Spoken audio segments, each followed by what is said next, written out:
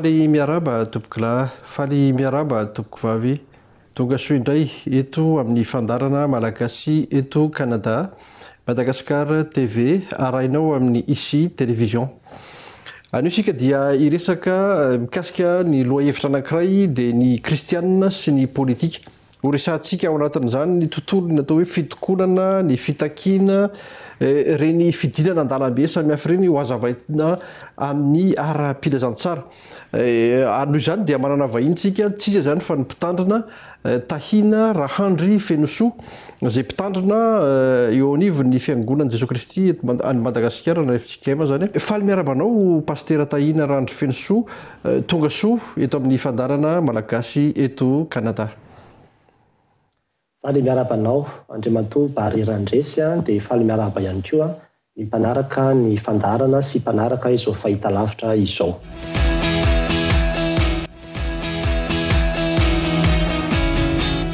Tena ty amboalohany dia misaotranao amin'ny fanekena iresadresaka eto hitondra izay fanazavana rehetra, fanazavan-tsaina samihafa amin'ity fandarana androany ity. Atao hoe tsy voalohany moa pasteur no teto fa efa nisy fotoana ihany efa teto fa dia makasitraka indrindra amin'ny fiara-miasa rehetra. Fantariana voalohany pasteur anatin'izay loha-hevitra hoe politika sy ny kristianina zay saripady ihany amin'ny maha-kristianina ho an'ny olona sasany mahazo manao politika ve ny kristianina zany hoe le politika politisianina amin'izay ahafantarantsika azy zay hoe politika zay. Tena mahazo manao politika tsara mihitsy satria be dia be na ny olo anatin'ny baiboly ary Davida ary Solomona mpanjaka daholo reny ary raha vao mitondra firenena anao dia efa tsy maintsy misy resaka politika ao anatin'izany. Mazava ho azy fa afaka manao ary raha iza manokana dia mampirisika ny kristianina mihitsy satria izany politika zany dia fantatsika tsara fa avy amin'ny teny grika hoe polisy izay ny dikany dia hoe ville na hoe cité. Izany hoe izay resaka momba ny fitondrana sy fitantanana sy fandaminana ny lalàna samihafa izay andrindrana ny tanàna anankiray na ny firenena anankiray zany no antsoina hoe politika. Ka ohatra ny kristianina ka miala amin'izany tsy handray an'izany andraikitra izany dia iza zany no handray an'izany fa dia mazava ho azy fa tsy maintsy ny jentilisa zany ka tsy ho gagotsika rehefa avy eo raha ohatra ka misy lalàna hafahafa hivoaka eo lalàna izay tsy matahotra an'Andriamanitra mihitsy. Ary izay no mahatonga hoe tokony aprisihana mihitsy aza ny kristianina hiditra amin'ireny sehatra ireny. Dia misy tenin'ny filohan'ny FJKM zay ozy izy olana hoe raha ny vanina ozy izy ny tsy vonina dia lasa ny tsy vanina indray no vonina. Ary mila mampandinika antsika izany teny izany.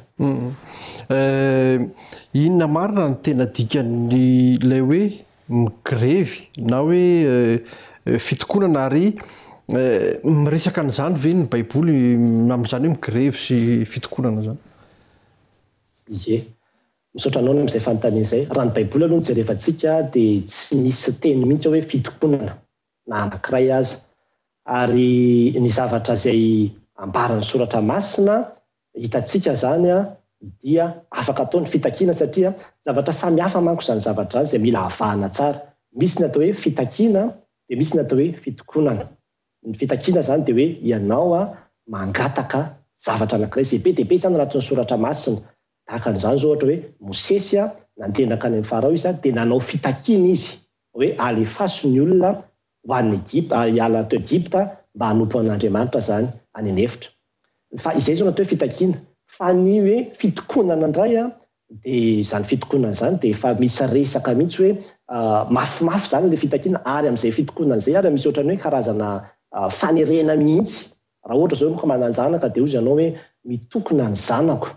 Ny zanako mitokona izay zany efa midonika izy efa hoe manery izy zany hoe anatanteraka. Zany hoe efa misy karazana fanoherana zany ao anatin'ilay izy. Dia nefa n'izay resaka fanoherana izay raha ohatra ka amina resaka hoe fitondrana zany itsaken'Andriamanitra satria tsika dia nampianarin'ny tenin'Andriamanitra hoe anaiky ny fahefana lehibe. Dia izay zany manahirana amin'ilay izy ka mety raha ohatra zao miresaka tsika hoe ny grevy dia ozy izy ny lalàna hoe zon'ny olona mihitsy ny manao an'izany. Kanefa dia eo no mila mitandrina tsika kristianina hoe atraiza no azo atao atraiza ny tsy azo atao anatin'izy satria mifangaro ao anatin'ilay grevy koa manko no hoe fitakiana fanehoan-kevitra sy ny fidinana an-dalambe samihafa izay misy azo atao misy tsy azo atao. Misy azo atao misy tsy azo atao ary izay indrindra manahoana mahazo mandray anjara amin'ireny fitokonana ireny ve ny kristianina reny grevy reny reny atao hoe fidinana an-dalambe samihafa reny mahazo mandray anjara amin'ireny ve ny kristianina? maso mandray anjara izy a raha ohatra ka zao zany aloha no zavatra ho resahako resaka tia zany zao ny tantaran'ny zanak'Israely aloha niala tao amin'ny tany Egypta resaka ohatran'ny hoe tolom-panafahana io zany raha zay nazy ho lazana azy ary Andriamanitra mihitsy naniraka ny Mosesy hoe hanafaka ny zanak'Israely tao amin'izay tany Egypta izay. Dia zao nefa ny zavatra hitantsika ao rehefa nandeha Mosesy dia nangataka izy nanao fangatahana izy zany tamin'ny Farao. Zay zany le fitakiana hoe alefasiny io ka ary nivezivezy nakany amin'ny Farao mihitsy izy ny tenany io teny io. Nisy fotoana koa ny zanak'Israely rehefa nampekarin'ny Farao ny degréan'ny asa zay nahazo andry zareo dia nanao fitakiana tany amin'ny Farao. Fa tsy misy mihitsy ao hoe andeha anao fitokonana zany hoe andao ara zany satria efa misy 600,000 personnes tsika dia andao tsika hidina an-dalambe na andao tsika tena hoe anohitra satria hoe tena hoe terentsika zany Farao tsy maintsy anatanteraka ty zavatra izay nitadiavintsika ity. Ny kristianina dia afaka manao fitakiana zany raha izany, afaka maneho hevitra, afaka miteny tsy mety, afaka raha ohatra hoe hidina an-dalambe ka fidinana an-dalambe izay fanehoan-kevitra fotsiny ihany no atao amin'ilay fidinana an-dalambe tsy maninona mihitsy ilay izy. Fa raha mivadika fanoherana zany ilay izy, eo amin'izay ilay fitokonana zany mivadika fanoherana ilay fahefana, mivadika ohatrany hoe mitony amin'ny hatramin'ny hoe fanonganam-panjakana sy ny zavatra samihafa, dia efa tsy mety amin'ny kristianina intsony izy. Kanefa dia ireo zavatra anankiroa mifangaro be fa mila mitandrina tsika kristianina fa indray ataon'ny olona fitaovana fotsiny hoe aneho hevitra fotsiny tsika kanefa naveo ao ambadika ilay izy kay misy resaka fanoherana ihany dia izay fanoherana izay tsy mety satria nahoana moa Andriamanitra tsy niteny tamin'ny zanak'Israely hoe satria efa hitako fa tsy mety zany ilay ataon'ny Farao dia andao ara toerina io hoe manana miaramila nareo dia mijoroly ny Israely lehilahy dia andao tsika hanohatra andreo hitsangana. Tsy nataon'Andriamanitra tamin'izay zavatra izay mihitsy izy fa nalefany tamin'ilay hoe pasifika foana ilay fangatahana dia dekréan'ny Farao foana ihany no nivoahan'ny zanak'Israely tao ny hafarany fa tsy resaka hoe didiny be sandrina hoe barofo. Ary izay no olana satria raha tsy manaraka an'ilay laminy tsika dia lasa misy an'ilay didiny be sandry dia tsy maintsy misy raha latsaka foana ao ambadika izay.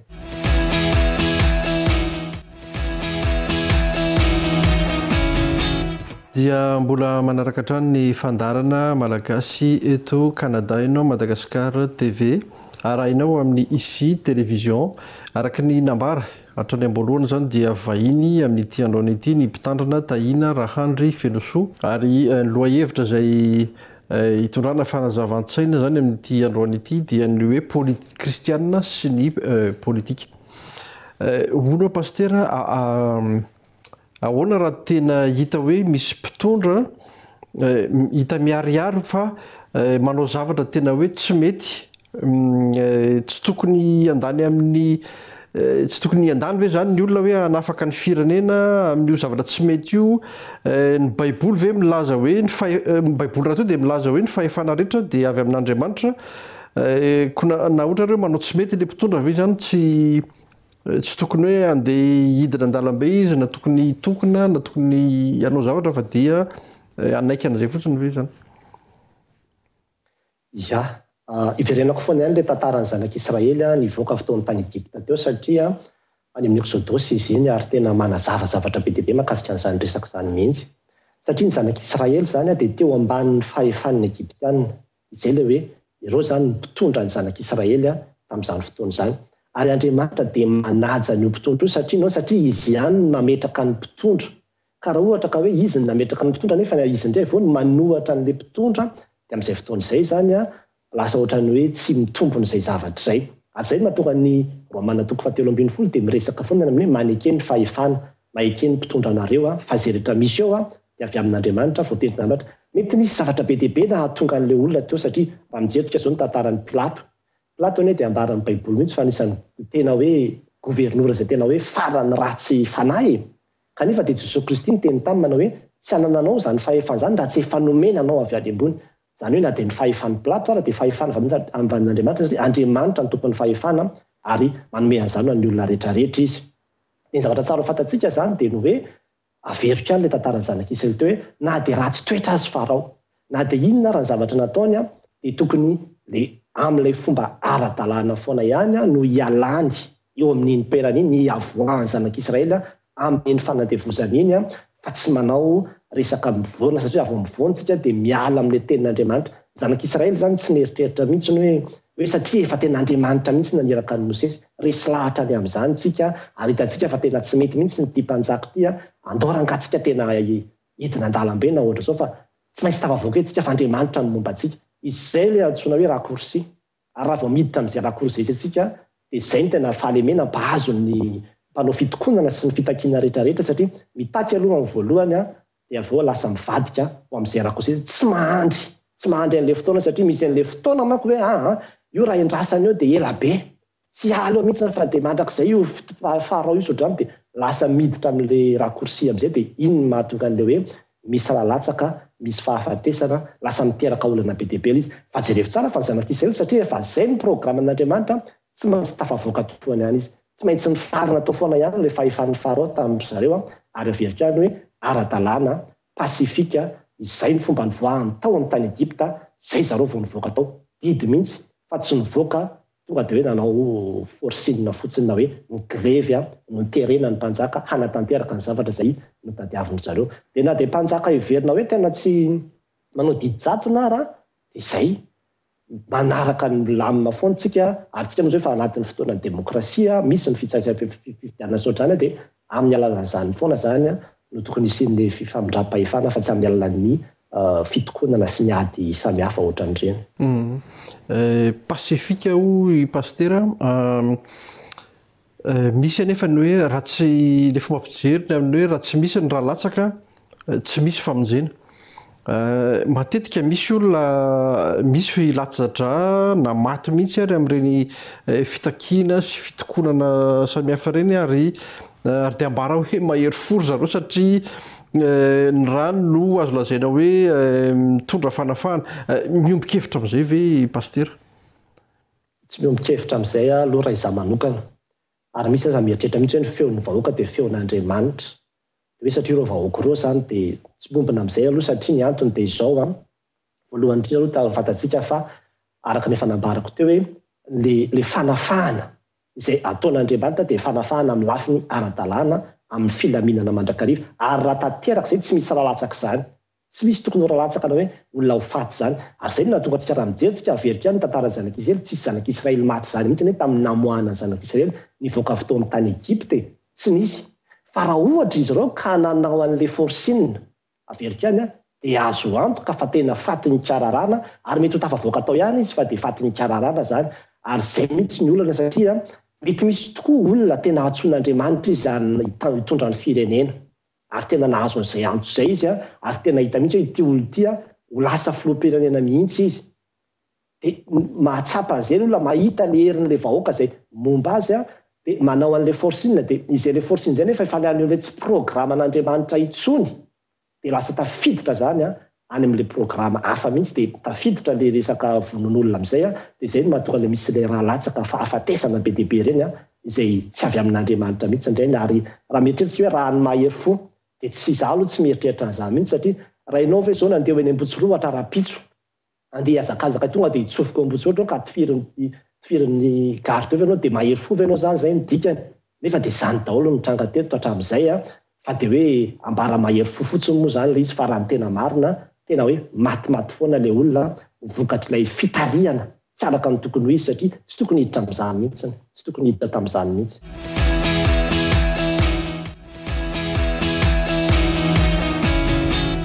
Pastera raha mijery ny tantara isika na tamin'ny 2007 na tamin'ny 2020 na tamin'ny taona 2010 dia nisy foana ny olom-piangonana na nisy foana ny fiangonana ireo mpiandry samihafa izay nentina ny akanjo fotsy nidina teny an-dalambe nisy fotoana aza mialohan'ireo nanao fitokonana mihitsy izy ireny dia mivavaka ahoana ny hevitraony amin'ireny sa hoe samy manana ny fandikan'ny baiboly ny olona rehetra amin'ireny zavatra miseho ireny? Marina aloha izay ary tsy lavina satria indraindray ary na dia ny andalan-tsoratra masina ary no entina mihitsiny ao anatin'ireny fitokonana ireny atao ohatran'ny hoe slogan zany ao anatin'ilay izy. Averiko ihany hoe ny kristianina dia mila mametraka hoe ny fomba fijery ny soratra masina. Raha ohatra tsika ka anohitra ny fitondrana, anohitra ny fahefana dia amin'izay fotoana izay zany efa mivoana amin'ny tenin'Andriamanitra izay zavatra izay. Ka raha ohatra ilay fikasana ao anatin'ilay fitokonana ka miendrika mitondra ho amin'izay zavatra izay dia averiko na izy aniza mpitondra fa tsy hoe ny mpitondra amin'izao fotoana izao ihany akory no ilezany zay fa marina foana zay famare zay na iza mpitondra satria mety hisy teny manko zany hoe raha mahainao zao zany hoe mety miandana amin'ny fitondrana angambany ty paster ty matoa zany ny fomba fanehoan-kevitra fa ny soratra masina mihitsy maneho an'izany hoe itsika dia natao hanaiky ny mpitondra ary azo atao tsara mihitsy ny hoe miandry ny fifidianana samihafa dia mety misy tokoa ilay izy fa io moa tsy mahagaga io satria na dia ao anatin'ny soratra masina aza dia nisy ohatra zao fanokana-panjakana voasoratra anatin'ny soratra masina ao i Absaloma nanongana any Davida izy zay zanaky Davida ihany io Absaloma io ary tamin'ilay fanokana-panjakana zay nataony dia nisy mpisorona Sadoka mpisorona zao dia niandany taminy nomba azy nanaiky an'izay zavatra izay nataony izay dikan'izay zany tsy gaga tsika raha misy zany ny mpitondra fivavahana izay hoe miendany amin'ireny zavatra samihafa reny satria na dia soratra masina dia miresaka any amin'izany kanefa dia hitantsika ny hafaran'izany tao hoe Sadoka mpisorona zany tsy mety ny anjaran'ny fiangonana amiko dia izao ny milaza afaka miteny ny fiangonana hoe zao no tsy mety ao anatin'ny fitondrana afaka maneho hevitra zay le fanehoan-kevitra afaka raha ohatra manao hoe mouvement pacifique hoe andaontsika ohatra hoe amin'ny alahady ohatran'izao anatanteraka hetsika ohatra hoe samy ampaneny lakolosy daholo na samy anao zavatra ohatran'izao zay dans le cadre ny ara-dalàna daholo koa fa raha vao tsy ahazona lalana manko le izy dia fa midika zay manohatra ihany raha vao zavatra tsy nahazaona lalana le izy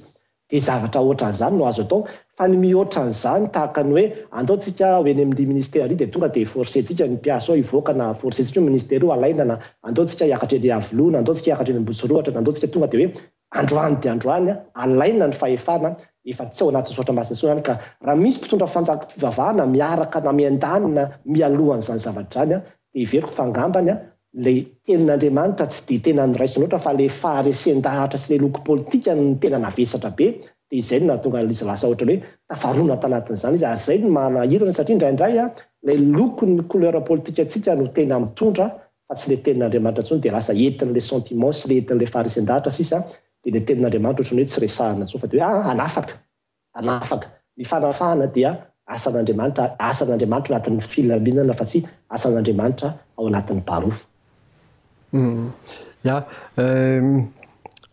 Izao hoe zany mety hoe mahafirenena demokratika ny Madagasikara raha izany satria ny olona mety hoe maro no mitaky ohatrany hoe mitaky fanovana mpitondra mpitantana tsy midika hoe rehefa maro anisa no mangataka dia io le hoe hambara araka voalazanao teo hoe feon'Andriamanitra feon'ny vahoaka feon'Andriamanitra aiza ho izany amin'izay hoe mety fe zay hoe fitakiana zay fahefana ka azo alaina hoe midina an-dalambe izy na mitaky le olona hoe mialay ianao dia tokony hiala zany le mpitondra rehefa tsy mifanaraka sa tsy maintsy miandry an'izay fotoana atao hoe fe-potoana ampiasana zay. Zay mitsy aloha no hevitra heverin'ny olona azy ny atao hoe demokrasia satria hoe ny vahoaka zany ny tompon'ny fahefana ao anatin'ilay demokrasia ka raha tiany ny vahoaka alaina androany ny fahefana zany eo ampelantanana dia azony alaina androany le izy tsy izay mihitsy natao hoe demokrasia zany natao hoe demokrasia ny barofo angambany fa ny demokrasia dia fantatsika tsara fa hoe ao anatin'ny fifidianana fanomezana lanja ny olona zany hisafidy ka izay laniny be sy ny maro zany no mitondra sy manapaka eo ao anatin'ny fifidianana no resanan'izany demokrasia zany ary misy ny atao hoe demokrasia représentative zany hoe misy olona zany izay fidin'ny vahoaka tahaka ny solombavam-bahoaka reny na ny ben'ny tanàna na ny filompokotany reny no fidin'ny vahoaka dia reny no mitondra ny teniny zany efa demokrasia zay fa misy koa ny demokrasia hoe mivatana zany le directa dia le hoe amin'ireny le fitsapakevy alaina ny hevitry ny olona amin'ny alalan'ireny hoe famindrapa fifidianana demokratika dia any amin'ny fifidianana zany no tena misy ny demokrasia fa tsy any amin'ny fidinana an-dalambe mihitsy ny hoe anehoana ny demokrasia fa any amin'ny fifidianana no tena misy ny atao hoe demokrasia ary le demokrasia dia tsy maninona mihitsy izy raha ohatra ka hoe izay no atao fa hoe amin'ny lafiny fifidianana zany no heveriko azy fa tsy any amin'ny lafiny hoe any vahoaka ny fahefana ka dia androany ny tiano alaina io alao alainy ara zany le fahefana satria anazy le izy tsy izay fa lasa tsy mety tsony le izy raha izay ary tsika ny afaka jereo tsara fa ny firenena mandroso zao dia misy foana ny fifandrana fiovana misy foana ny fiovana na dia ataoko hoe amin'ny alalana fifidianana ary dia misy foana fiovana fa tsy voatery hoe tsy maintsy amin'ny alalana gidragidra foana vao isy ny atao hoe fiovana efa tsy mahandry tsika dia miditra amin'ilay plan B le teneniko teo le hoe miditra any amin'ilay forcine dia lasa misy raha latsaka foana eo a dia ny olona foana ny victime ao anatin'ilay izy a dia simba dia potika na ny firenena rao anatin'izany. Ya tapitra moa fotoanantsika pastera misy fantanina anankiray ihany nefa asa raha ao anatin'ny atao hoe 30 sekondra 40 sekondra manahoana fijerin'ny pastera zany hoe laïcité de l'État. Pastera nao manahoana fijerinao an'izany hoe laïcité de l'État zany amin'ny fijery atao hoe raha indray bava fotsiny zany. Amiko manokana zany laïcité de l'État dia fampisarahana ny fitantanana na hoe ny fitondrana mpanjakana zany amin'ny fitantanana sy ny fitondram-piangonana fa tsy hoe fampisarahana ny fitantanana sy ny fitondram-panjakana amin'Andriamanitra. Azay ny olona satria lasa tady hivadika an'izay le izy hoe sarahana amin'Andriamanitra mihitsy le fitandrana sy le fitantanana sy le fiana zany. Ny fitantanana am-piangonana resaka administration sy ny resaka décision ny hoe sarahana fa tsy ny hoe Andriamanitra tokony ho eo foana ary nalala-panorenantsika ny hiram-pirenena dia efa ancré ao anatin'ny fiainana malagasy zany Andriamanitra zany ka ny fomba ifetezana anala an'izany dia amiko zany tsy laïcité intsony efa projet tena diabolika mihitsy ngambano izy Ya dia makasitraka indrindra pastera nanaiky resadresaka teto tamin'ity androany ity mantenaina fa mbola isany fotoana ny aoriana fa dia makasitraka nanaiky nanokana izao fotoana izao. Dia izay ihany koa no mamarina fotoanantsika tamin'ity androany ity manome fotoananao ho amin'ny manaraka indray veloma tompoka.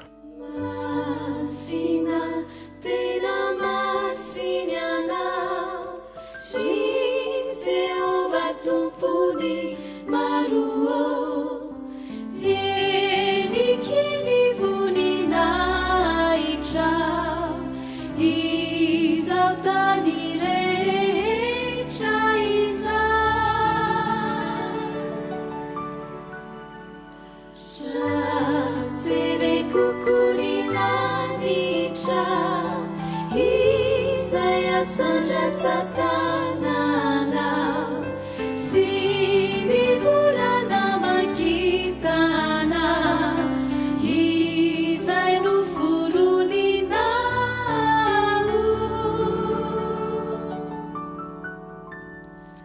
Bahinu Narimu Diulunanu Aziaruvana Uazi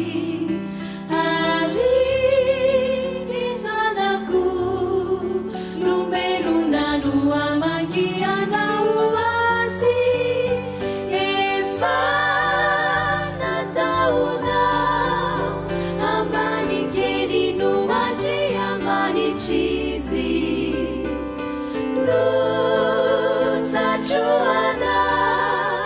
mi vuni na icha fiancha.